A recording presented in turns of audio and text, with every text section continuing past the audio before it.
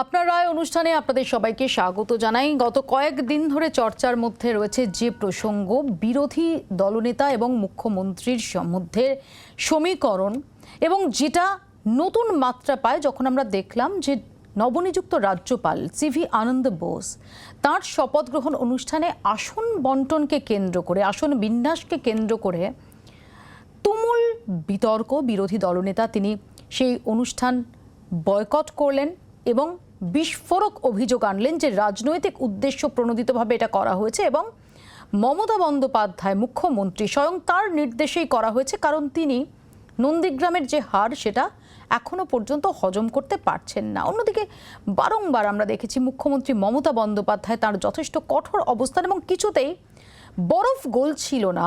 সম্প্রতি মুখ্যমন্ত্রী তিনি এমনও মন্তব্য করেন যে এমন কিছু রাজনৈতিক নেতা যাদের নাম মুখে আনতেও স্পৃহা হয় না। আর এই আবহের মধ্যে আজকে হঠাৎই চমক, হঠাৎই জানা গেল মুখ্যমন্ত্রীর ঘরে বিরোধী দলনেতার সঙ্গে অগ্নিমিত্রা পাল, অশোক লাহিড়িরা নমস্কার প্রতি নমস্কার হয়েছে, কুশল বিনিময় হয়েছে। তাহলে কি সেই সৌজন্যের যে রাজনীতি সেটা ফিরল বাংলার রাজনীতির রঙ্গমঞ্চে? ইতিমধ্যেই আবার অমিত মালভিয়ার খোঁচা যে আসলে এটা বেন্ড ডাউন করলেন মমতা বন্দ্যোপাধ্যায়। এসব নিয়ে আমরা আলোচনা করব। আমাদের সঙ্গে যারা আজকে উপস্থিত রয়েছেন তাদের সঙ্গেও পরিচয় করাবো। শুরুতে আপনাদের দেখাবো এও যেন এক চায় পে চর্চা। শেষ পর্যন্ত চা খাওয়া হয়নি ঠিকই, তবে মুখ্যমন্ত্রীর ডাকে সাড়া দিয়ে বিধানসভায় তাঁর ঘরে গেছেন শুভেন্দু, কুশল বিনিময় করেছেন। পাল্টা শুভেন্দুকে ভাই বলে সম্বোধন করেছেন মমতা। বিধানসভায় মুখ্যমন্ত্রী ও বিরোধী দলনেতার কয়েক মুহূর্তের সৌজন্য সাক্ষাতের পর যেন ঘোর কাটছে না রাজ্য রাজনীতির। হতো না 1.5 বছর পরে লিডার অফ দি হাউস অপোজিশনকে স্বীকৃতি দিতে চান, আর আমরা এটাকে কোনোভাবে দুর্বলতা হিসেবে ওনার দেখব না, আমরা ওয়েলকাম করব। যদিও শুভেন্দু আশাবাদী আগামী দিনেও এই সৌজন্যের বাতাবরণ বজায় থাকবে। যখনই রাজ্যের স্বার্থে বিধানসভাতে শাসক বিরোধী সমন্বয়ের জন্য যখনই সহযোগিতা চাইবেন, সে অধ্যক্ষ হতে পারে, লিডার অফ দি হাউস হতে পারে, আমরা প্রস্তুত আছি। সৌজন্যের দিনেও কুণাল ঘোষের গলায় কটাক্ষের সুর। ঠেলায় কে পড়লো, কে কার ঘরে গেল কিন্তু বুঝতে পারছি না। এ তো সৌজন্যের পরিচয়, মায়ের মতো আচরণ। মাকে পিঠে যতই ছুরি মেরে থাকুক ছেলে, মা কিন্তু দেখা হলে বলে বাবা ভালো আছিস। তো এই তো মায়ের মতো মন। অভিযোগ তরজা কুৎসা।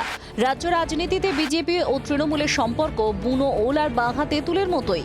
এই পরিস্থিতিতে মমতা শুভেন্দুর সৌজন্য সাক্ষাৎ সব দিক থেকেই নজিরবিহীন। ক্যামেরায় জয়ন্ত, কমল ও দেবজ্যোতির সঙ্গে শ্রেয়সী সুতপা প্রবীরের রিপোর্ট, জি 24 ঘন্টা। শঙ্কুদেব পান্ডা বিজেপির পক্ষ থেকে আমাদের সঙ্গে রয়েছেন এবং তৃণমূল কংগ্রেসের পক্ষ থেকে রয়েছেন বৈশানর চট্টোপাধ্যায়। আর কিছুক্ষণের মধ্যে অন্যান্য অতিথিরা আমাদের সঙ্গে এসে যোগ দেবেন। আমি প্রথমে শঙ্কুদেব পান্ডার কাছেই আসি। শঙ্কুদেব, এটাকে কিভাবে দেখছো? দেখুন, যদি প্রশ্নটা সৌজন্যের থাকতো তাহলে তো কোনো প্রশ্নই নেই, আগে থেকেই এটা হতে পারতো। তবে হয়েছে, আমাদের বিরোধী দলনেতা নির্দিষ্ট করে সেই বক্তব্য রেখেছেন। বিরোধী দলনেতা হিসেবে যা করার সেটা তিনি করেছেন, দায়িত্ব পালন করেছেন। কিন্তু আপনাকে বুঝতে হবে এর পেছনের রাজনৈতিক প্রেক্ষাপটটা কি। এর রাজনৈতিক প্রেক্ষাপটটা খুব স্পষ্ট। কিছুদিনের মধ্যেই প্রধানমন্ত্রীর সাথে বৈঠকের একটি বিষয় রয়েছে এবং সম্ভাবনা রয়েছে এবং মুখ্যমন্ত্রী, এবং তিনি জানেন যে ইতিমধ্যেই নতুন রাজ্যপালের শপথ গ্রহণ অনুষ্ঠানকে ঘিরে বিরোধী দলনেতাকে যা ফেস করতে হচ্ছে সেই বিষয়টা দিল্লির দরবার পর্যন্ত পৌঁছেছে এবং সেটা তাকে হয়তো গিয়ে ফেস করতে হতে পারে। তাই সেই বিষয়টি আঁচ করেই তিনি এই পদক্ষেপ নিয়েছেন, আমার এটা মনে হয়। যদি বিষয়টা তা না হয় তাহলে খুব স্পষ্ট করে বলবো যে অন্তত পজিটিভ অ্যাপ্রোচ সরকারের ক্ষেত্রে দেখা গেছে, যেটা অনেক আগেই হওয়া উচিত ছিল। এখন দেখার এটা এই অ্যাপ্রোচে ওনারা এগিয়ে, যেমন পাবলিক অ্যাকাউন্টস কমিটির চেয়ারম্যান যাকে করে রেখেছেন তিনি দল বিরোধী আইনের বিষয়ে রয়েছেন, তাকে সরান কিনা বা বিরোধীদের সেই মর্যাদা দেন কিনা, সেখানে বিজেপির কোনো এমএলএ দায়িত্বে আসেন কিনা, এসব অনেক দেখার বিষয়। শুধুমাত্র 4 মিনিটের চায়ে আমার মনে হয় না কোনো কনক্লুশন। 3 মিনিটের, টু বি স্পেসিফিক 3 মিনিট। 3 মিনিটের 3 মিনিট চর্চায় কিন্তু কিছুক্ষণ। কিন্তু এই চিত্র তো দেখা গেল শঙ্কু। আমি এই প্রসঙ্গে আসবো। আমি জানি দেখুন, যে এই ইতিমধ্যে চিত্র- শতরূপ ঘোষ সিপিআইএম এর পক্ষ থেকে একটা আমাদের লাইন সঙ্গে এসে যোগ দিয়েছেন, কৌস্তব বাগচি কংগ্রেসের পক্ষ থেকে যোগ দিয়েছেন। বলো প্লিজ। এই একটা লাইনের পেছনে আমি কোনো রাজনীতি খুঁজতে চাই না, কিন্তু এটা তো সত্যি যে কিন্তু আপনাদেরই মুখপাত্র- অধিকারীর লড়াই, শুভেন্দু অধিকারীর লড়াই। আপনাদেরই নেতা অমিত মালভিয়া তিনি তো এর মধ্যে রাজনীতি খুঁজছেন, তিনি বলছেন বেন ডাউন করেছেন মমতা রাজনীতির বন্দ্যোপাধ্যায়। বাইরে কি বিধানসভা নাকি? আমি খুব দায়িত্ব নিয়ে বলছি যে এই আজকের সৌজন্যের যে সরকার সৌজন্য দেখাচ্ছেন বা দেখাতে বাধ্য হয়েছেন, তার পেছনে শুভেন্দু অধিকারীর লাগাতার লড়াই রয়েছে, এটা অস্বীকার করার কোনো জায়গা নেই। আমি বৈশ্যানর্দার কাছে আসি। বৈশ্যানর্দা, আজকে হঠাৎ কি এমন হলো যে যেখানে আমরা দেখছিলাম যে একদিকে লেডি কিম থেকে শুরু করে একনায়ক এরকম সমস্ত শব্দ বেরিয়ে আসছিল, অন্যদিক থেকে আসছিল যে নাম মুখে আনতেও ঘৃণা হয়, সেরকম একটা প্রেক্ষাপটে এসে আজকে হঠাৎ একটা সৌজন্যের নজির। আমি আবারও বলছি, আমরা এটা পরে দেখাবো যে কেন সত্যি তো এই সৌজন্যটা তো কাঙ্ক্ষিত, এই সৌজন্যটাই একটা গণতান্ত্রিক কাঠামোর মধ্যে কাম্য, কিন্তু তা সত্ত্বেও আমাদের কেন অবাক হতে হচ্ছে, আমাদের কেন বিস্মিত হতে হচ্ছে, আমাদের কেন তাই নিয়ে সারা দিন নিউজে থাকতে হচ্ছে এবং এখন একটা আস্ত শো করতে হচ্ছে এই সৌজন্যের উপর? না, গত পরশুদিন আপনাদের এখানে যখন এসছিলাম তখন বলা হচ্ছিল যে কেন বিরোধী দলনেতাকে ডাকা হচ্ছে না, তার জন্য সমালোচনা হচ্ছিল। আজকে যখন বিরোধী দলনেতাকে তিনি গেলেন ঘরের মধ্যে, তো সেক্ষেত্রে আমি পুরনো কথা তুলতে চাই না, কারণ আজকে যখন একটা সৌজন্যের রাজনীতি বা মুখ্যমন্ত্রীর ঘরে বিরোধী নেতা গেছেন, এই মুহূর্তে দাঁড়িয়ে যখন উনি বলছেন যে আমি সরকারকে সহযোগিতা করব, মুখ্যমন্ত্রীও তাকে সম্বোধন করেছেন, সেই জায়গায় আমি ঢুকতে চাইছি না। কিন্তু আমাদের রাজ্যের অনেক রকম, যখন লেফট ক্ষমতায় ছিল তখন জ্যোতি বোসের সঙ্গে সিদ্ধার্থ শঙ্কর রায় একসঙ্গে ব্যারিস্টারি পড়েছেন, পরবর্তীকালে পলিটিক্যাল মতবিরোধ ছিল, কিন্তু যখন দেখা হতো তখন কিন্তু দুজনের মধ্যে কনভারসেশন ছিল। টকিং টার্মসটা চলে যাক বা এই ধরনের জায়গায় যাক, এটা আমরা কেউই চাই না। সে মুখ্যমন্ত্রী, আজকে মুখ্যমন্ত্রী সম্পর্কে আপনি যে বিশেষণগুলো দিলেন, আরও অনেক বিশেষণে তাকে বলা হয়েছে, মমতাজ বেগম থেকে শুরু করে। এখন তিনি সিনিয়র, তিনি যদি তার ক্ষমার চোখে তিনি দেখেন, এবং আমি তো বিশ্বাস করি যে যারা বয়সে ছোট তাদেরকে অ্যাফেকশনেটলি দেখা উচিত। সেক্ষেত্রে উনি দেখেছেন, উনি বলেছেন, উনি মনে করেছেন, উনি আমাদের সকলের নেত্রী, উনি মনে করেছেন যে হ্যাঁ বিরোধী দলনেতাকে ডাকা, তিনি ডেকেছেন। এর মধ্যে উনি যেটা করেছেন আমার মনে হয় সেটা গণতন্ত্রকে শক্তিশালী করবে এবং আমাদের রাজ্যেরও গণতন্ত্র, দেশের গণতন্ত্রকে শক্তিশালী করবে।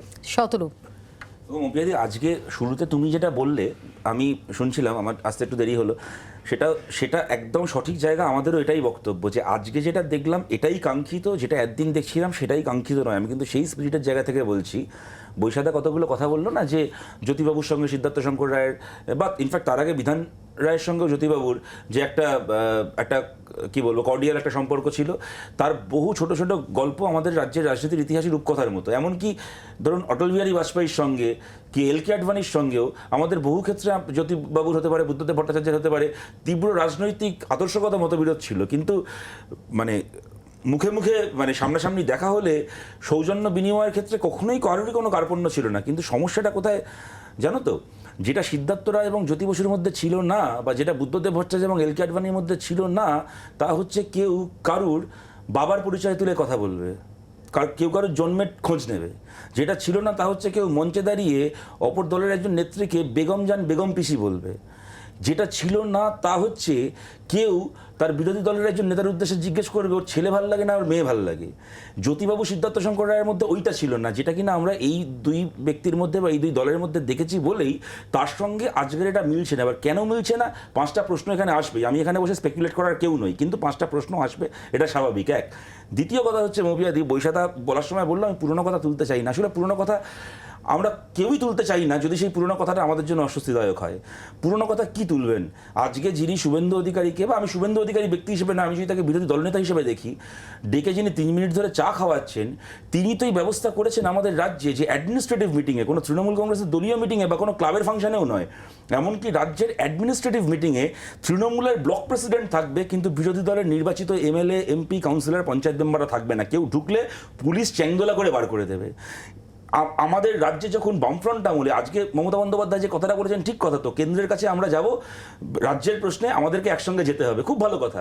আমাদের সরকারের সময় যখন আমরা এই কথাটা বলেছিলাম যে কেন্দ্রের কাছে আমাদের যা বকেয়া আছে চলুন একসঙ্গে আমরা যাই, আমরা চেয়ে আনি, মমতা ব্যানার্জির স্লোগান ছিল দিল্লির ঘাড়ে চাপিয়ে দোষ পার পাবে না জ্যোতি বোস। আজকে উনি বলছেন শুধু বিধানসভায় তাই নয়, আয়লা পরবর্তী সময়ে আমরা দেখেছি যে PM to DM ফর্মুলা তিনি প্রস্তাব করেছিলেন, চিঠি লিখেছিলেন, বলেছেন রাজ্যকে টাকা দেবেন না। এবং আমি একটা লাস্ট একটা উদাহরণ দিচ্ছি, মৌপিয়াদি উনি আজকে বলছেন যে বিধানসভা বিরোধীদের কণ্ঠস্বর ইত্যাদি ইত্যাদি, চমৎকার কথা। পশ্চিমবাংলা বিধানসভায় বিরোধীদের কণ্ঠস্বরকে সবচেয়ে বড় মর্যাদা দিয়ে দেওয়ার কাজটা করেছিলেন মমতা ব্যানার্জি, যেদিন ওনার সামনে দেবলীনা হেমব্রম এবং গৌরাঙ্গ চ্যাটার্জি আমাদের দুই MLA-কে বিধানসভার ফ্লোরে ফেলে মারা হলো। এবং খালি তাই নয়, আমি জাস্ট লাস্ট সেন্টেন্সটা বলতে দাও, তাদেরকে যখন সেখান থেকে SSKM হাসপাতালে নিয়ে গেল, তাদের তো পয়সা ছিল না অভিষেক ব্যানার্জির মতো আমেরিকায় গিয়ে চোখে ট্রিটমেন্ট করানোর, যখন PG হাসপাতালে নিয়ে যাওয়া হলো, ভাবো রাজ্যের দুজন MLA, তার মধ্যে একজন প্রাক্তন মন্ত্রী, PG হাসপাতাল তাদের ট্রিটমেন্ট রিফিউজ করে দিল। যে PG হাসপাতাল গরু চুরির কেস থেকে বাঁচানোর জন্য অনুব্রত মণ্ডলকে কি গ্রেপ্তার হওয়ার পরে মদন মিত্রকে বছরের পর বছর ট্যাক্সের টাকায় PG আমি আসবো। হাসপাতালে এবং অতি ভর্তি সম্প্রতি রেখেছে। এই বিধানসভায় আমরা গত কয়েক বছরে বিধানসভা ভাঙচুর হতে দেখেছি, এই গৌরাঙ্গ চ্যাটার্জি দেবলীনা হেমব্রমদের ঘটনা দেখেছি, অতি সম্প্রতিও ঘুষি দেখেছি। সেখানে আজ হঠাৎই আচমকা একটা সৌজন্যের নজির। আমাদের সঙ্গে ইতিমধ্যে যোগ দিয়েছেন সুদীপ্ত সেনগুপ্ত, বিশিষ্ট সাংবাদিক, মুখ্য সম্পাদক, fourth pillar we the people. সুদীপ্তদা, স্বাগত জানাই আপনাকে। আমি আসবো আপনার কাছে, আমি কৌস্তবের কাছে একটু যাবো, যে কৌস্তব আজকের এই হঠাৎ সৌজন্যকে তোমরা কিভাবে ব্যাখ্যা করছো? এখানে আমার ব্যাখ্যার থেকে বড় কথা, এখানে প্রথমেই আমাদের প্রাক্তন ছাত্রনেতা আমাদের শঙ্কুদা আছে এখানে, একটা কথা বললো, সেটা আমার খুব অদ্ভুত লাগলো শুনে, যে শুভেন্দু অধিকারী লড়াই করে এই জায়গাটা করেছে। এত লড়াই করা কি কারণে? মমতা বন্দ্যোপাধ্যায় ঘরে চা খেতে যাবে বলে? এত লড়াই, এত কিছু করা শুধুমাত্র মুখ্যমন্ত্রীর অ্যাটেনশন পাবে বলে? এটা তো খুব হাস্যস্পদ লাগলো বিষয়টা। যাই হোক, আমাদের যেটা বক্তব্য সেটা হচ্ছে এই যে গোটা সমস্ত বিষয়টাতে আমরা যেটা বলতে চাইছি সেটা হচ্ছে মুখ্যমন্ত্রী, বিরোধী দলনেতা, সৌজন্যবোধ থাকবে, পারস্পরিক যে সম্পর্ক, যে আদান প্রদানের বিষয়গুলো, সেগুলো সমস্তটাই থাকবে। সেক্ষেত্রে তাহলে যদি তাই হয় কৌস্তব, সুদীপ্তদা আছেন, আরও বিশদে বলতে পারবেন। আমরা শুনেছি যে লালকৃষ্ণ আদবানির সঙ্গে সোনিয়া গান্ধীর অত্যন্ত একটা ব্যক্তিগত স্তরে অত্যন্ত সখ্যের একটা, অত্যন্ত পারস্পরিক সম্মানের একটা সম্পর্ক ছিল। আজকে চা খেতে যাওয়াটা, সেটা কৌস্তব কেন অ্যাটেনশন সিকিং হবে? আমি বলিনি, শঙ্কুদা নিজে বলছে শুভেন্দুদা এই জায়গাটা তৈরি করেছে নিজে। শুভেন্দুদা নিজে এই জায়গাটা তৈরি করেছে। মানে আমি বলছি, এত গালাগাল দেওয়া, মমতা ব্যানার্জিকে লেডি কিম বলা, বেগম টেগম, এত কিছু বলা শুধুমাত্র একটা কারণে যে মুখ্যমন্ত্রী অ্যাটেনশন পাওয়া যাবে। আমি যেটা বক্তব্য সেটা হচ্ছে মৌপিয়াদি, সেটা আমরা সবাই জানি। এই যে বিষয়গুলো, দেখো, সৌজন্যের রাজনীতি নিয়ে কাউরির কথা বলার কোনো এই আমরা বলবো না, এবং আমরা এটা তো অত্যন্ত ভাবে বিশ্বাস করি। এই সৌজন্যের রাজনীতির বাতাবরণটা হারিয়ে যাচ্ছে, এটা অত্যন্ত খারাপ একটা দৃষ্টান্ত যেটা হচ্ছে পশ্চিমবঙ্গে। কিন্তু প্রশ্নটা হচ্ছে এই শঙ্কুদার তুলে দেওয়ার কথাটাই, সেটা হচ্ছে এতদিন ধরে লড়াই করে শুধুমাত্র বিজেপি কি চাই যে মমতা এটার বাইরে আমি কিছু বলছি। আমি আসবো শঙ্কু, আমি একটা লাইনই শেষ করব। দেখো, আমার বক্তব্যের অপব্যাখ্যা করো না, কারণ আমি বলতে চেয়েছি যে শুভেন্দু অধিকারীকে প্রতিদিন লড়তে হয়েছে বিরোধী দলনেতার এই পদের যে স্বীকৃতি পাওয়া উচিত, সেই স্বীকৃতির জন্য বিধানসভার মধ্যে রাজনৈতিক লড়াইয়ের ক্ষেত্রে তিনি 1 ইঞ্চি কম্প্রোমাইজ করেননি। এবং আমি আজকে প্রকাশ্যে জানিয়ে দিই, ওনার সাথে আমার কথা হয়েছে, ওনার কাছে ইন্ডিভিজুয়ালি চা খেতে যাওয়ার আমন্ত্রণ ছিল। উনি পরিষদীয় দলের নেতা বিজেপির হিসেবে ওনার পার্শ্বদের নিয়েই উনি গেছেন, যাতে 3 মিনিটে এমন কোন গ্রে এরিয়া তৈরি না হয় যেটা নিয়ে ভবিষ্যতের লোকে শঙ্কু এক এক করে, প্লিজ শঙ্কু এক এক করে। কৌস্তব, আমি আসবো তোমার কাছে, আমি সুদীপ্তদার কাছে যাবো। এক সেকেন্ড কৌস্তব, আমি সুদীপ্তদার কাছে যাব। সুদীপ্তদা, আজকের যে চিত্রটা আমরা দেখলাম, সত্যি তো সেই চিত্রটাই স্বাভাবিক, সেটাই কাঙ্ক্ষিত, কিন্তু তা সত্ত্বেও এটা এতটাই অস্বাভাবিক আমাদের সবার কাছে ঠেকেছে যে আজকে সারা দিন এই খবরে থাকতে হয়েছে, প্রত্যেক মুহূর্তের ব্রেকিং দিতে হয়েছে, আপডেট দিতে হয়েছে, এবং এই মুহূর্তে দাঁড়িয়ে একটা গোটা শো করতে হচ্ছে এর ওপর।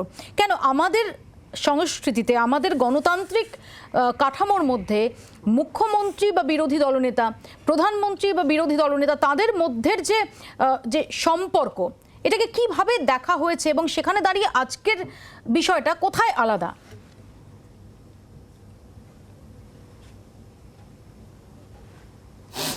এটা তো ঠিকই যে এটা নিয়ে যে শো করতে হচ্ছে, তার থেকে প্রমাণ হয় যে এটা আজকের দিনের স্ট্যান্ডার্ডে অত্যন্ত অস্বাভাবিক ঘটনা। যদি একেবারেই তা হওয়ার কথা নয়, মুখ্যমন্ত্রীর সঙ্গে বিরোধী দলনেতার একটা স্বাস্থ্যকর সম্পর্ক থাকবে, এটাই পরিষদীয় ব্যবস্থায়, গণতান্ত্রিক ব্যবস্থায় প্রত্যাশিত। দুঃখের বিষয় পশ্চিমবঙ্গের রাজনীতিটা এখন হয়ে গিয়েছে যেমন কুকথার প্রতিযোগিতা, কে কাকে কত খারাপ কথা বলতে পারে, কত গালাগালি করতে পারে, কত বিচ্ছিরিভাবে অপমান করতে পারে, তার প্রতিযোগিতা। আর এই তোমাদের স্টুডিওতে যে ডিবেটগুলো হয় সেগুলো হয়ে গেছে সম্পূর্ণতই তাই আর কি।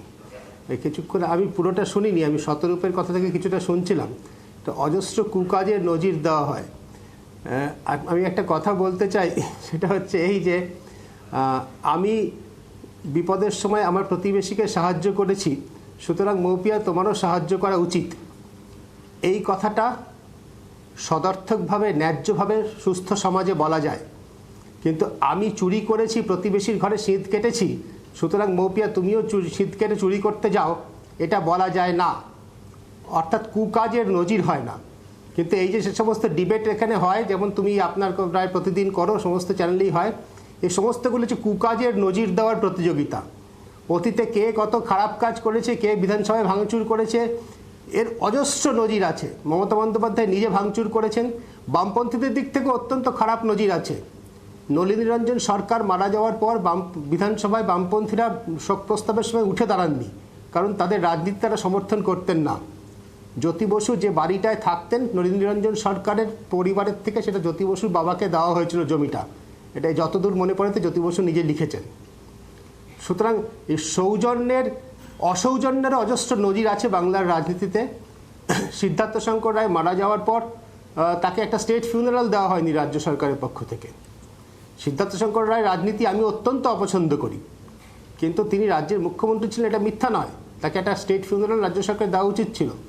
আমরা যদি সেই কুকাজের এবং নজিরের গুলো খুঁড়ে খুঁড়ে বার করতে শুরু করি, তাহলে আমরা কিন্তু আরোই অতলের দিকে যাব। আমি যেটা বলতে চাই সেটা হচ্ছে, এটা একটা সুস্থ নজির আজকে তৈরি হয়েছে। বিধানসভাতে বিরোধী দলগুলোকে যথেষ্ট মর্যাদা পশ্চিমবঙ্গে এখন দেওয়া হয় না, সেটা অবশ্যই দেওয়া উচিত।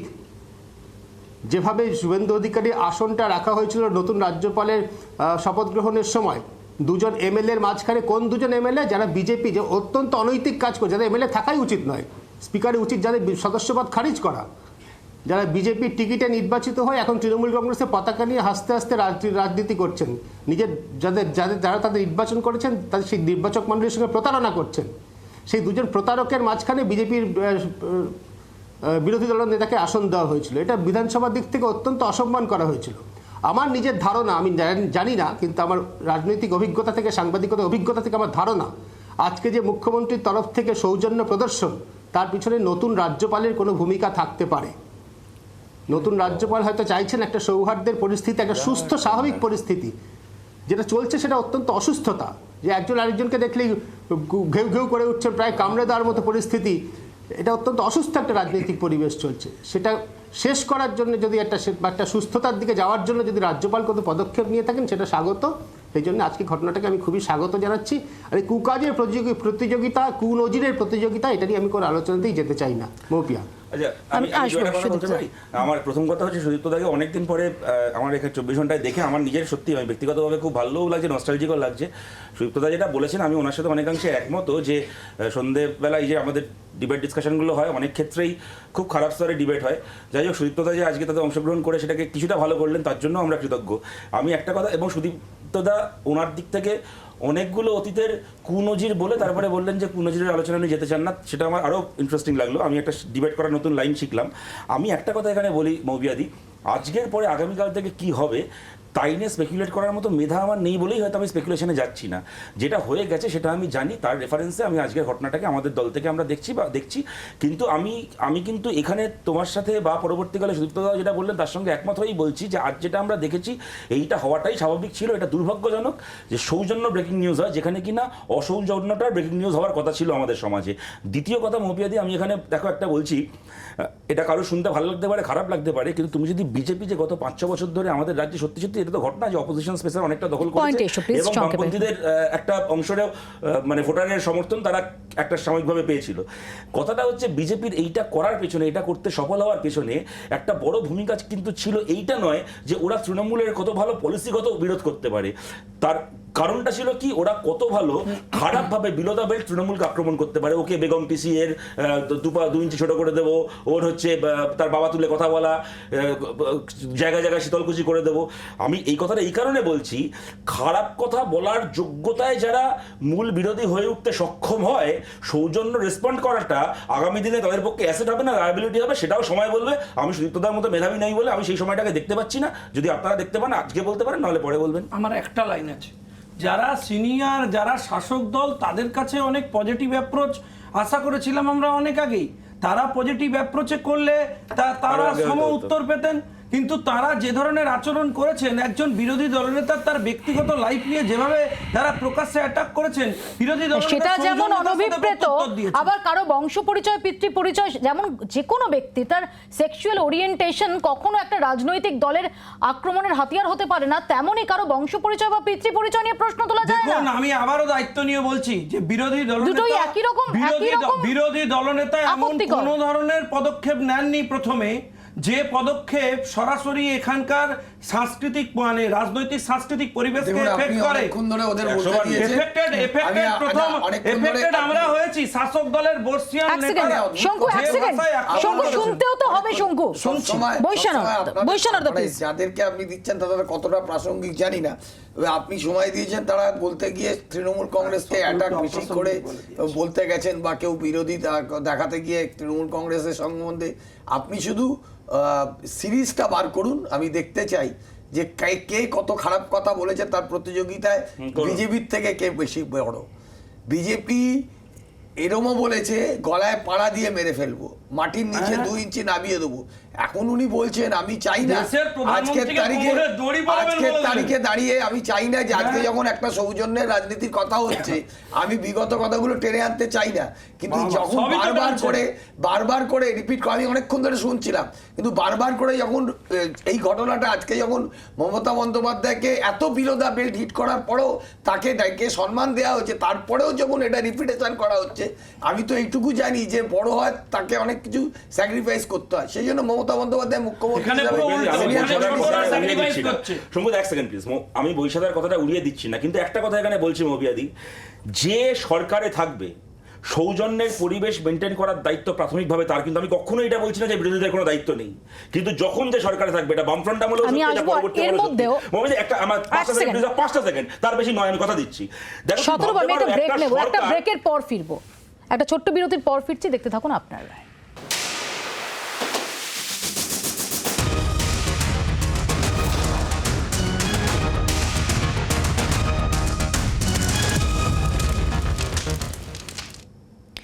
আর এরই মধ্যে এই ঘটনার কিছুক্ষণের মধ্যেই আমরা দেখলাম অমিত মালভিয়া তিনি টুইট করে এই সদিচ্ছা, যে সদিচ্ছার বিষয় শুভেন্দু অধিকারী বলছেন, তার টুইটের শুটটা কিন্তু একদম ডিফারেন্ট। তিনি কি টুইট করলেন? তিনি বললেন, মমতার অহংকার ধুলোয় মিশে গেছে, অবশেষে তার মাথায় ঢুকেছে যে গণতন্ত্রে বিজেপির মতো শক্তিশালী বিরোধী দলকে তিনি দূরে সরিয়ে রাখতে পারবেন না। তিনি মাথা নত করেছেন এবং বিভিন্ন ইস্যুতে মধ্যপন্থা খুঁজতে বিরোধী দলনেতা শুভেন্দু অধিকারীর সঙ্গে দেখা করেছেন, যে শুভেন্দু নন্দীগ্রামে তাকে হারিয়েছিল। খোঁচাটা স্পষ্ট, বৈশ্যানর্দা, খোঁচাটা স্পষ্ট যে আসলে মধ্যপন্থা, বিভিন্ন ইস্যুতে মধ্যপন্থা খুঁজতে বিরোধী দলনেতাকে ডেকেছেন মমতা বন্দ্যোপাধ্যায় এবং মাথা নত করেছেন। আসলে অমিত মালব্যের রাজনীতির জ্ঞানগম্ভীর সম্বন্ধে আমার একদম মনে হয় ও জিরো নলেজ নিয়ে এসছে। উনি পশ্চিমবাংলার সংসদীয় রাজনীতি সম্বন্ধে কিছু জানেন না। উনি জানেন না যে জ্যোতিবাবু বিধানচন্দ্র রায়কে গুন্ডা দলের সর্দার বলেছিলেন, বা সিপিএম পার্টি কানা অতুল্য, গোতুল্য কোথাও একটা চোখ খারাপ ছিল বলে কানা অতুল্যও বলেছিল, কিন্তু তারপরেও জ্যোতিবাবুকে বিধান রায় ডেকে স্নেহ পরে কথা বলতেন। কথার পিঠে কথাতে কেউ কিছু কাউকে কথা বলে তারপরে সেই কথাটাকে উনি বোঝেনি না বলে এই ধরনের মন্তব্য করেছেন। উনি বাংলার সংসদীয় রাজনীতি সম্বন্ধে ভারতবর্ষের একদমই অজ্ঞান, জিরো নলেজ নিয়ে এসছেন, এবং উনি জানেন না মমতা ব্যানার্জি এই মুহূর্তে ভারতবর্ষের নরেন্দ্র মোদীর থেকেও জনপ্রিয়তম নেত্রী। আমরা বাঙালিরা ওনাকে মনে করি যে তিনি বাংলার মুখ্যমন্ত্রী, ভারতবর্ষের জনপ্রিয়তম। ওনার জেলাসি থাকতে পারে, ওনার একটা জেলাসি থেকে উনি এটা কথা বলতে, মমতা বন্দ্যোপাধ্যায় কার্সি দেখালো, তার বিনিময়ে যদি এটা টুইট হয়, এটা যদি ডেমোক্রেসিকে স্ট্রেনথেন করে, আমার কিছু বলার নেই। আমার মনে হয় উনি, ওনার জ্ঞানগম্যি নেই বলেই, ওনার জিরো নলেজ আছে বলে উনি এই ধরনের কথা শঙ্কু বলছেন। একটা সৌজন্য, অমিত মালভিয়া এই সৌজন্য সম্পর্কে অবহিত নন, নাকি এই সৌজন্যের সংস্কৃতি সেটা অ্যাকসেপ্ট করতে পারছেন না? দেখুন, সৌজন্য নিয়ে তো কোনো বক্তব্য নেই। সৌজন্য তো প্রথম দিন থেকেই থাকা উচিত ছিল। সৌজন্য যখন আদায় করে নিতে হয়, Better late than never. সৌজন্য যখন আদায় করে যেখানে নিতে হয়, শুভেন্দু অধিকারী বলছেন সৌজন্যের জন্য যেটা যখন রাজনীতি নয় প্রতিদিন লড়াই করতে সদিচ্ছা, হয়, শুভেন্দু অধিকারী বলছেন সৌজন্য- রাজনীতি নয় সদিচ্ছা, তারপর এটা কেন টুইট করছেন? কোথাও কি তোমাদের মনের মধ্যে আশঙ্কা কাজ করছে যে শুভেন্দু অধিকারী পুরনো দলের সুপ্রিমো, তার সঙ্গে দেখা করতে যাচ্ছেন? কোথাও কোথাও তোমাদের মধ্যে ইনসিকিউরিটি কাজ শোনো, করছে? আমাদের আশঙ্কা কাজ করছে না, আমরা নিশ্চিত যে এই সৌজন্য শুভেন্দু অধিকারীর লড়াইয়ের জন্যই আজকে এই সৌজন্য দেখাতে বাধ্য হচ্ছেন মুখ্যমন্ত্রী। আশঙ্কাটা নাহলে কিসের? সৌজন্য দেখা দেন না। আশঙ্কাটা কিসের? সৌজন্য দেখা দেন না, না। আশঙ্কাটা কিসের? আমাদের কোনো আশঙ্কা নেই। আশঙ্কা আমাদের এটুকুই যে এই সৌজন্যটা কালকে সকালবেলার পর থেকে হয়তো আবার দেখা যাবে না। ওই সৌজন্যটা এখানেই শেষ, বা হয়তো 5 তারিখ প্রধানমন্ত্রীর মিটিং আছে, ততক্ষণ পর্যন্ত তাহলে অমিত মালভিয়ার কথাটা আর শুভেন্দুর কথাটা কি এক হলো? সৌজন্যর যদি একটা অমিত কন্টিনিউয়েশন মালভিয়া থাকে, শুভেন্দুর কথাটা যে যাদের নাকি একটু ত্রস্ত হয়ে পড়েছো? নাকি শুভেন্দু অধিকারী গেছেন বলে একটু ত্রস্ত হয়ে পড়েছো? আগে নাকি শুভেন্দু অধিকারী গেছেন বলে ত্রস্ত হয়ে আজকে তো পড়েছো? আমরা নিশ্চিত হয়ে গেলাম এটাও হাতছাড়া হলো। যে রাজ্যের মুখ্যমন্ত্রী কে হচ্ছেন, সেটা আমরা আজকে নিশ্চিত হয়ে গেলাম। আচ্ছা, কে স্বীকৃতি পেলেন? বাবা, আমি জ্যোতিষশাস্ত্রে চলে যাই, আচ্ছা, এবারে বলতে পারি? জ্যোতিষশাস্ত্রে চলে যাই। দেখো, দু একটা কথা। প্রথম কথা হচ্ছে যে আমাদের তো আর কারোর এটা মানতে কোনো দ্বিধা নেই যে এইটা হওয়া উচিত, কিন্তু আজকে যদি বৈশাখা বলে আজ যেটা হয়েছে সেটা ভালো হয়েছে, তাহলে তো এটাও মানতে হবে যে 11 বছর ধরে যেটা হয়েছে সেটা ভালো হয়নি। আমাদের কথাটা তো এইখানে। এই যে এত কথা আসলো না বামফ্রন্ট আমলে কি হয়েছে না হয়েছে, বামফ্রন্ট আমলে কোনো খারাপ নজির নেই, এটা আমি মনে করি না, এটা আমি বিশ্বাস করি না। কিন্তু এটা ঘটনা পিয়াদি, শোনো, বামফ্রন্ট সরকার ইন্দিরা গান্ধীর নামে কলকাতার রাস্তার নামকরণ করেছে, রেড রোডের মতো একটা রাস্তার। আর তৃণমূল আমলে কি হলো, একটা লোক 24 বছর রাজ্যের মুখ্যমন্ত্রী ছিল, সুদীপ্তদা বললেন না সিদ্ধার্থ বাবুর কথা, সিদ্ধার্থ শঙ্কর রায়ের কথা। ডাইনিও বলেছেন আপনারা। আমি তো ইন্টারপ্ট করছি না তোমাকে একবার, এটা করো না তো। আমিও এখানে সৌজন্য ডাকো, সব সৌজন্য সুবন্ধু হবে, আমরা কিছু পাবো না। সুতরাং আচ্ছা, যে ইন্দিরা গান্ধীকে কিছু পাড়া সিপিএম নেতা তো ডাইনি বলে পোস্টার লিখেছিল, আমি এভাবে বলছি, সেই ইন্দিরা গান্ধীর নামে আমরা রাস্তা করেছিলাম। আর জ্যোতি বসু একটা লোক 24 বছর রাজ্যের মুখ্যমন্ত্রী থাকলেন, এই যে গান স্যালুট দেওয়ার কথা বলছিলেন না সুদীপ্তদা, জ্যোতি বসুর নামে একটা জল প্রকল্প করে গেছিলাম। একটা লোক 24 বছর মুখ্যমন্ত্রী থাকার পরে তার নামে একটা জল প্রকল্প ডিজার্ভ করে না, এসে নাম পাল্টে ওটাকে করে দিল ধাপা বাইপাস জল প্রকল্প। 2 নম্বর কথা বলি, বিধানসভায় নলিনী সরকারের কথা বললেন, একটা দলের একজন এমএলএ ছিল বিধানসভায়, সেই দলের সম্মেলন হচ্ছে, বিধানসভা মুলতবি রাখা হয়েছিল সেই দলের সম্মেলনকে মর্যাদা দিয়ে। এই নজির আছে বামফ্রন্ট আমলে। আজকে কি হচ্ছে, এমনকি নির্বাচিত এমএলএদেরকে, খালি সিপিএম নয়, কংগ্রেসের নির্বাচিত এমএলএ, বিজেপি নির্বাচিত এমএলএ, অন্য দল থেকে মানুষের ভোটে জেতা এমএলএদেরকে অ্যাডমিনিস্ট্রেটিভ মিটিং এ এই প্রসঙ্গে আজকে মুখ্যমন্ত্রী বলেছেন যে আমাদের এখানে অ্যাডমিনিস্ট্রেটিভ মিটিংয়ে, সেখানে প্রশাসনিক বৈঠকে সেখানে বিরোধীদের ডাকা হয়। আর এরই পরিপ্রেক্ষিতে অধীর রঞ্জন চৌধুরী তিনি কি বলছেন শোনাবো। অন রেকর্ড দেখাতে পারেন যে অধীর চৌধুরীকে ডাকা হয়েছে, তাহলে আমি তার ব্যাখ্যা নিশ্চয়ই দেব। পশ্চিমবঙ্গের মুখ্যমন্ত্রী এত বড় মিথ্যা কথা না বললেও পারতেন আপনি, কারণ যেখানে আপনার সরকারের যারা আমলা তাদের আমার সঙ্গে দেখা করার পর্যন্ত আপনার পারমিশন নেই, তাদের নিয়ম মেনে দিশা কমিটির মিটিং ডাকার ক্ষমতা নেই। আপনার কাছে আমি জীবনে এত চিঠি পাঠিয়েছি, একবার একটা চিঠির জবাব দিয়েছিলেন, তারপরে কোনো চিঠির জবাব দেওয়ার প্রয়োজন মনে করেন না। আপনার কাছ থেকে এইসব কথা আমরা শুনতে রাজি নয়। আজ হতে পারে যে আপনি জালে পড়েছেন, আপনার এখন সমস্যা বাড়ছে, তাই আপনি দেখাতে চাইছেন আউটওয়ার্ডলি যে আমি দেখো সবাইকে নিয়ে সৌজন্যের রাজনীতি করছি। অধীর রঞ্জন চৌধুরীর বক্তব্য আমরা শুনলাম। সুজন চক্রবর্তী তিনিও প্রশ্ন তুলছেন যে হঠাৎ কেন এই সৌজন্য, সেটা কি দিল্লির চাপে? শুনুন। কাকের ঘরে কোকিল না কোকিলের ঘরে কাক, এটা কি দিল্লির চাপ? মোদিজি, অমিত শাহ যাচ্ছে, আমরা তো যা ভেতরে ভেতরে আছি, তোমরাও থাকো ভেতরে, ডেকে নাও শুভেন্দুকে। কৌস্তবের কাছে আমার এখানে প্রশ্ন, কৌস্তব, অধীর রঞ্জন চৌধুরী তার এই যে বক্তব্য যে তিনি ডাক পাননি, প্রমাণ দিলে তিনি মেনে নেবেন, এটা বোঝা গেল, কিন্তু কেন তোমরা বা সিপিআইএম এই আজকের সৌজন্যের মধ্যে কেন এত ইফস অ্যান্ড বাটস দেখছো? কেন এটাকে নিছক সৌজন্য এবং খুব কাঙ্ক্ষিত সৌজন্য হিসেবে অ্যাকসেপ্ট করতে পারছো না? আমি মোটিয়ে দিই, ঘরে ঢুকে 3 মিনিটের চা খাওয়াটা সৌজন্য থেকে আমার কাছে অনেক বড় যে চাটা বিষয়গুলো খাওয়া সেগুলো- হয়নি শেষ পর্যন্ত, বেল পড়ে গেছিল বিধানসভায়। আমি বলতে পারবো না কে চা খেয়েছে, কে হরলিক্স খেয়েছে, কি খেয়েছে বলতে পারবো না। এখন শুনছি, তাই তোমাদের মুখেই শুনছি, আমি তো ছিলাম না ওখানে, চা খেয়েছে না কি খেয়েছে ভগবান জানে। এবার আমার যেটা বক্তব্য সেটা হচ্ছে এই যে সম্পূর্ণ এই যে বিষয়টা, আমার থেকে এর থেকে আরো অনেক বড় সৌজন্যের যে বিষয়গুলো থাকে সেটা হচ্ছে গিয়ে এই যে বিধানসভার বিভিন্ন কমিটি, যার মধ্যে একটা অন্যতম হচ্ছে পাবলিক অ্যাকাউন্টস কমিটি। সেই পাবলিক অ্যাকাউন্টস কমিটি নিয়ে তৃণমূল কি সৌজন্যতা দেখিয়েছে এখন বলছি না, মানে যখন বিধানসভাতে আমাদের এবং বামেদের অস্তিত্ব ছিল সেই সময় থেকে বলছি, যে 2016 সালের নির্বাচনের আগে অবধি, 2016 থেকে 21 অবধি, তারপরে এই প্রসঙ্গে এই একটু সময়টা- অ্যাড করে দিই কৌস্তব, আজকে রসিকতাও ছিল। অশোক লাহিড়ীকে ঠাট্টার ছলে মুখ্যমন্ত্রী বলেন যে আপনি চলে আসুন না, অমিত দা তার শরীর ভালো যাচ্ছে না, আপনি একটু সাহায্য করতে পারবেন। তখন শুভেন্দুরা বলেন যে পিএসসির চেয়ারম্যান করলেই তো তিনি বিরোধী থেকে সাহায্য করতে পারতেন সরকারকে। এটা তো শুনতেও ভালো লাগে, যেরকম একটা রসিকতা, হালকা ঠাট্টার ছলে কথোপকথন, এটাই তো কাঙ্ক্ষিত।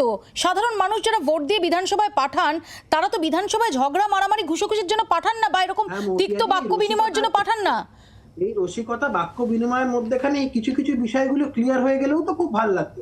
যেমন মুকুল রায় ধরুন কোন দলে আছে, যেমন ধরুন হচ্ছে কি যে উত্তর দিনাজপুরের যারা লোক আছে কৃষ্ণ কল্যাণীও কোন দলে আছে, এই রসিকতার মাধ্যমে তো এই জায়গাগুলোও ক্লিয়ার হয়ে যেতে পারতো। এগুলোও তো খুব, দেখুন রাজনৈতিক সৌজন্যের যদি কথা বলেন, রাজনৈতিকভাবে এই ব্যক্তিগুলো কোন দলে তাদের এক্সিস্টেন্স কোনো মানে শাসক দল বলতে পারছে না। বিজেপি এখন চিৎকার করছে বিরোধী দল হয়ে গিয়ে, তারা বলছে আমাদের দলের এমএলএ ছিল কিন্তু শাসক দল বলতে পারছে না। এগুলো তো দু দলের কাছেই খুব বিড়ম্বনা। আমি আসবো কৌস্তব, আমি একটু সুদীপ্তদার কাছে যাওয়ার আগে একটু দেখাবো। এতক্ষণ ধরে অন্যান্য বক্তারা বক্তব্য রাখছে, জাস্ট আমাকে একটা পয়েন্টে একটা বলো, কথা বলছি, তোমার পয়েন্ট বলতে কেউ আটকায়নি কৌস্তব। যখন বলছি প্লিজ ডোন্ট ইন্টারাপ্ট। আমি এতক্ষণ চুপ করেছিলাম, যখন বলার সুযোগ এসেছে বলতে দাও। সেটা হচ্ছে শুধুমাত্র আজকে অধীর রঞ্জন চৌধুরী না, আজকে আমাদের যে মালদা উত্তরের যে দক্ষিণের যে সাংসদ আছে সেটা হচ্ছে আবু হাসান খান চৌধুরী থেকে শুরু করে প্রদীপ ভট্টাচার্য থেকে শুরু করে এতগুলো মানুষ, কংগ্রেসের এক্সিস্টিং এমএলএ যতদিন 2021 সাল অব্দি ছিল। মুখ্যমন্ত্রী আজকে বলছেন একটা কোনো অ্যাডমিনিস্ট্রেটিভ মিটিং এ, ইনফ্যাক্ট কোনো সরকারি প্রকল্প উদ্বোধনে কোনোদিন আজ অব্দি মুখ্যমন্ত্রী সৌজন্যের নজির রেখেছেন। এটা অধীর রঞ্জন চৌধুরী আজকে যে কথাটা বলছেন সেটা কংগ্রেস বা সিপিএম বা বিজেপি না, এটা সমস্ত বিরোধী দলের এমএলএরা বা জনপ্রতিনিধিরা সেটা হাড়ে হাড়ে যায়। আমি আসবো এই প্রসঙ্গে কৌস্তব, আমি একটু দেখাবো যে কেন অতি সম্প্রতি শুধুমাত্র মুখ্যমন্ত্রী এবং বিরোধী দলনেতার মধ্যে নয়, এই তৃণমূল এবং বিজেপি আরো নির্দিষ্টভাবে বললে যে তার যে শীর্ষ নেতৃত্ব, তাদের মধ্যের আক্রমণ প্রতি আক্রমণটা এমন পর্যায়ে পৌঁছেছিল যা যাবতীয় শিষ্টাচার, কোনো কোনো ক্ষেত্রে শালীনতার গণ্ডি, সেটাকেও ছাপিয়ে গিয়েছিল। তারই কয়েকটা নিদর্শন আপনাদের দেখাবো। এই মমতা ব্যানার্জি, মমতা বেগমের রাজত্বে এসব খোলা ঘুরছে। এরা হচ্ছে মমতা বেগমের দুধেল গাই।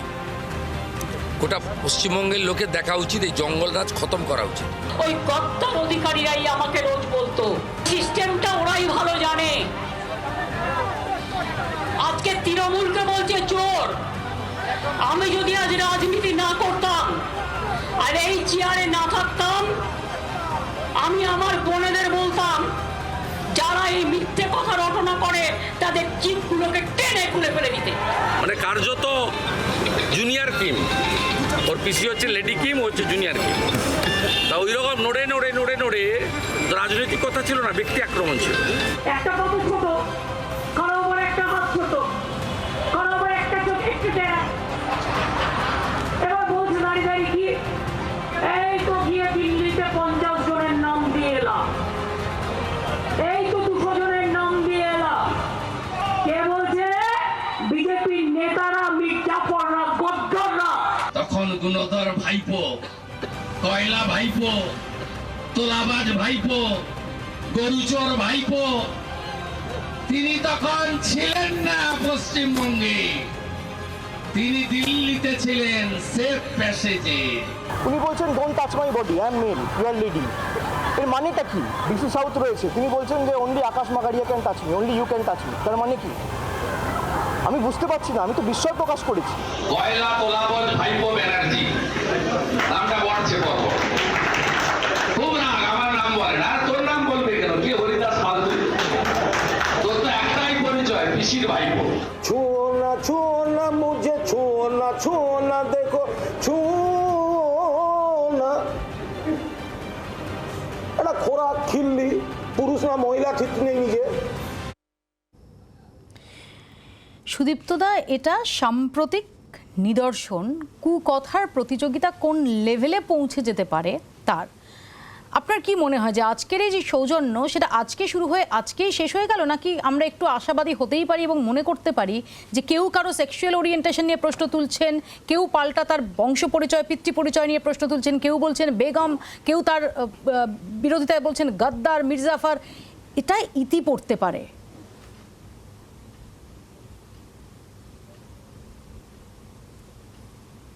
না, স্থায়ীভাবে ইতি পড়ার আমি কোনো চান্স দেখি না, কোনো সম্ভাবনা দেখি না। আপাতত এটা কিছুদিন চলতে পারে, কিছুদিন উপরে উপরে এরকম একটা সদ্ভাবনা চলতে পারে। কিন্তু আমাদের একটা জিনিস মনে রাখতে হবে, এই যে বিপক্ষকে এভাবে কুৎসিত ভাষায় কদর্য ভাবভঙ্গি করে, কদর্য ইঙ্গিত করে, যৌন রুচি সম্পর্কে ইঙ্গিত করে কথাবার্তা বলা, যেটা আজকাল এমনকি পাড়ার দোকানে, স্কুলের আড্ডাতেও, বাসস্ট্যান্ডের আড্ডাতেও, রাস্তার আড্ডাতেও লোকে বলে না, সেই রকম রুচি তো আমরা বিধানসভাতে দেখেছি। লোকে গলায় প্ল্যাকার্ড ঝুলিয়ে বিধায়করা এসেছেন পরস্পরের যৌন রুচি নিয়ে আলোচনা করতে। এর মূলে কি আছে? আমরা যে আপাত দৃষ্টিতে চোখে যেটা দেখা যাচ্ছে তার মূলে গিয়ে দেখি, মূলে আছে একটা অথরিটেরিয়ানিজম। এটা দিল্লিতেও আছে, পশ্চিমবঙ্গেও আছে, সমানভাবে আছে। সেটা হচ্ছে অন্য কাউকে সহ্য করব না, কোনো বিরোধী মত থাকবে না। মমতা বন্দ্যোপাধ্যায় ক্ষমতায় আসার পর বারবার বলেছেন বিরোধী শূন্য করতে হবে বিধানসভাকে, রাজ্যের রাজনৈতিক পরিসরকে। একই জিনিস নরেন্দ্র মোদী, অমিত শাহরা বিশ্বাস করেন যে বিরোধী বলে কোনো কিছুর অস্তিত্ব থাকবে না, ভিন্ন কোনো মত থাকবে না। আমার যে মত, আমার যে ধারণা, আমার ক্ষমতা, সেটাই রাজত্ব করবে।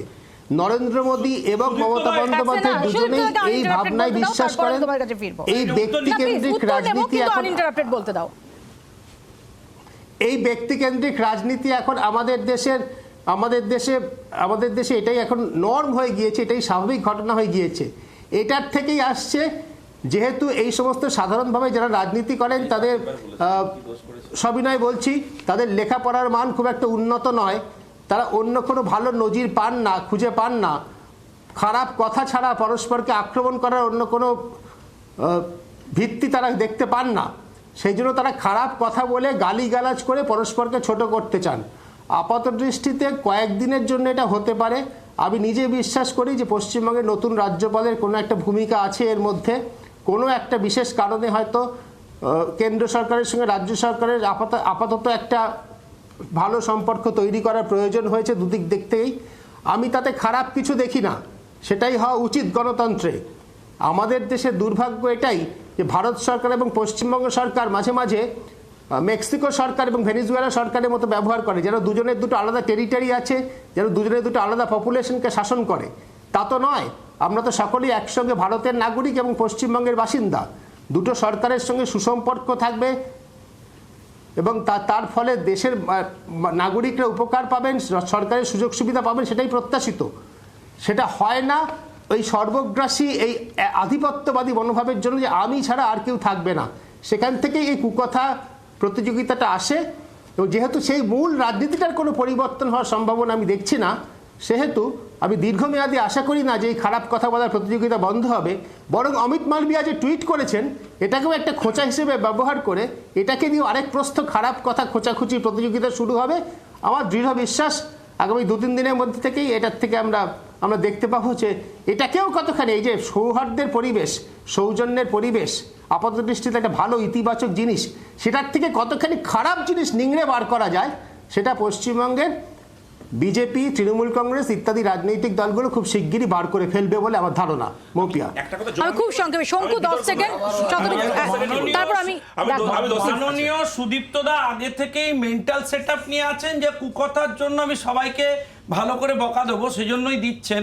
আমি বহুদিন পর ওনার সাথে মিডিয়াতে আজকে ওনাকে পেয়েছি, একটা কথা বলবার লোভ সামলাতে পারছি না। সুদীপ্তদা, দেখুন, আপনাদের সময়ে এখনো আপনি রয়েছেন, এখনকার সময়েও হয়তো কোনো কথা আপনার কানে গিয়ে বাজছে, কিন্তু আপনি যে সময়ে জঙ্গি সাংবাদিকতা করেছেন, রেগুলার আপনাকে দেখা গেছে, সে সময়ও কুকথার কিছু কম প্রচলন ছিল না। সুদীপ্তদা এখনো সাংবাদিক হিসেবে তার যে দায়িত্ব এবং কর্তব্য সেটা পালন করছেন। ঠিক। প্লিজ যদি কোনো সুদীপ্তদার কোনো মন্তব্য বা সুদীপ্তদার কোনো ব্যাখ্যা পছন্দ না হলে সেটা নিয়ে সঙ্গে সঙ্গে যাওয়া যায় না। আমরা আলোচনা করছি সৌজন্য নিয়ে। এক সেকেন্ড, উনি কেন্দ্র সরকারের বিষয়ে বলেছেন সুদীপ্তদা তো কোনো যে আমরা রাজনৈতিক দলের বিরোধীদের মুখপাত্র ক্ষেত্রে হিসেবে সৌজন্য এখানে দেখাই না।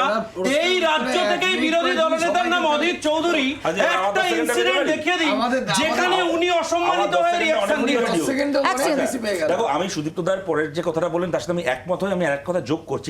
এটা অ্যাকসেপ্ট করতে আমরা পারি কিনা ভেবে দেখা যাক। একটা তো যেটা বললেন ডেফিনেটলি একটা সংক্ষেপে আমরা ব্রেক নিতেই হবে, বিশ্বনাথের কাছে আসবো। এইটাও কি কারণ হতে পারে না যে দুটো দলের রাজনৈতিক কার্যকলাপ এতটাই সিমিলার, সে টেট কেলেঙ্কারি হতে পারে, সারদা হতে পারে ইত্যাদি, রাজনৈতিক কার্যকলাপ এতটাই সিমিলার যে একে অপরের যৌন রুচি এবং পিতৃপরিচয় ছাড়া খুব বেশি ডিফারেন্স খুঁজে পাচ্ছে না একে অপরকে।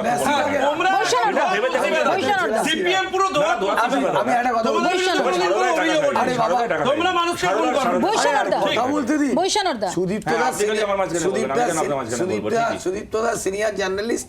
সুদীপ্তদা, আপনি অনেকগুলো কথা বলেছেন, কিন্তু কখনোই তৃণমূল কংগ্রেসের নেত্রী কোনো জায়গায় বলেনি যে বিরোধীদের শূন্য করে দিতে হবে, বিরোধীরা এমনি শূন্য হয়ে গেছেন। আপনি যদি এতগুলো ক্যাসেট দেখিয়েছেন, মানে কি বলতে চাইছেন? উনি নেত্রীর নাম করে বলেছেন, এর পরেও আপনি বলবেন আপনি মুখপাত্র হিসেবে বলবেন, আপনাদের সবাই বেরিয়ে গেছে। ডেকে পাঠালেন কাকে? এই যে আমরা বলছিলাম না, এই যে আমরা বলছিলাম যে এই সৌজন্যটা এটা কি একটা স্ট্রে ঘটনা, একটা বিচ্ছিন্ন ঘটনা, একটা সৌজন্যের যে মূল যে ভিত্তিগুলো তার মধ্যে অন্যতম হচ্ছে কনস্ট্রাকটিভ ক্রিটিসিজম, গঠনমূলক সমালোচনা, সেটা অ্যাকসেপ্ট করতে পারা। অন্তত আজকে এই মুহূর্তে দেখা গেল যে সুদীপ্ত সেনগুপ্ত তার কনস্ট্রাকটিভ ক্রিটিসিজম বা তার পর্যালোচনা সেটা পছন্দ না হতে তিনজনেরই নিশানা হয়ে গেলেন সুদীপ্ত সেনগুপ্ত।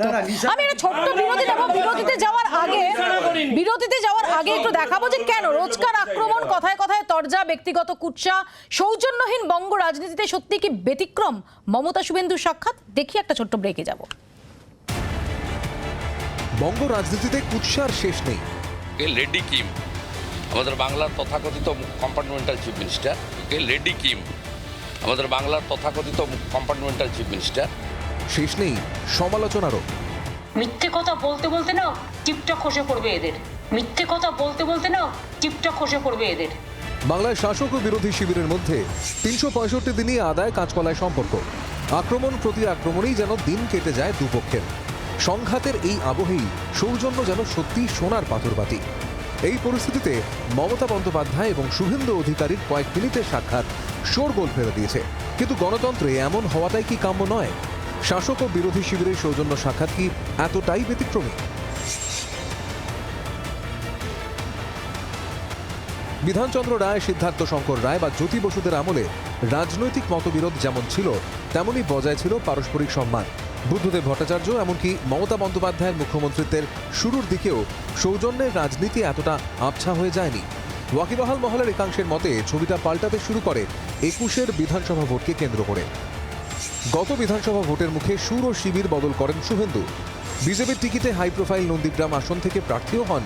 নন্দীগ্রামে শুভেন্দুর বিরুদ্ধে তৃণমূলের প্রার্থী ছিলেন মমতা বন্দ্যোপাধ্যায়। ভোটের ফলে মমতাকে 1956 ভোটে হারিয়ে দেন শুভেন্দু। যদিও নন্দীগ্রামের ভোটে কারচুপির অভিযোগে আদালতে মামলা হয়েছে।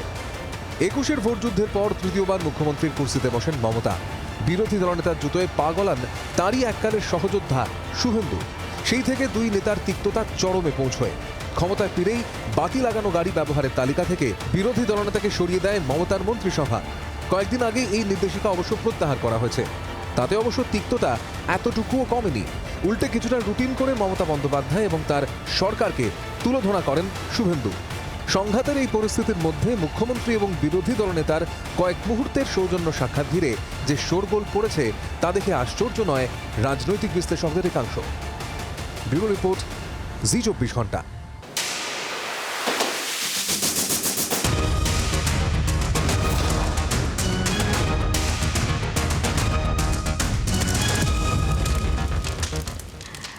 একদম শেষ পর্যায়ে চলে গেছি, আমি 10 সেকেন্ড করে সবার কাছে যাব। কৌস্তব বাগচির কাছে। কৌস্তব, কি মনে হয় যে এবার সমস্ত প্রশাসনিক বৈঠকে ডাক পাবে, বিরোধী রাজনৈতিক দলের প্রতি যে সৌজন্য থাকা দরকার সেই পথে এগোচ্ছে গোটা বিষয়টা?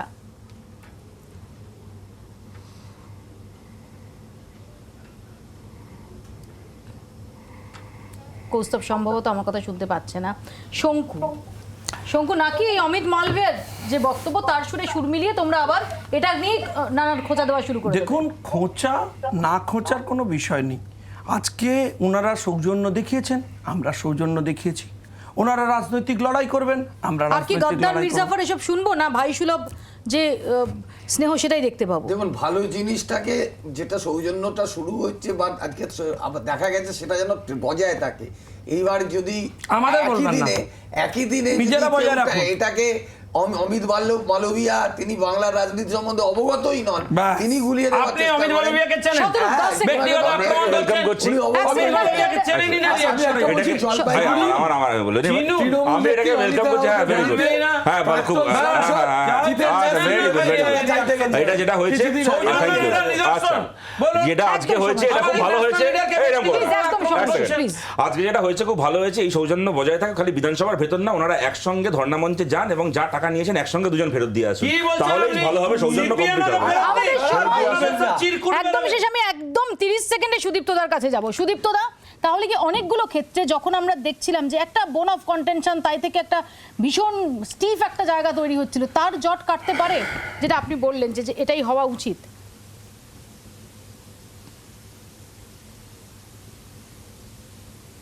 দীর্ঘমেয়াদে কাটবে না। দীর্ঘমেয়াদে যেহেতু মূল রাজনীতিটা একই থাকছে, সেহেতু মূল অবস্থার কোনো পরিবর্তনের আমি সম্ভাবনা দেখি না।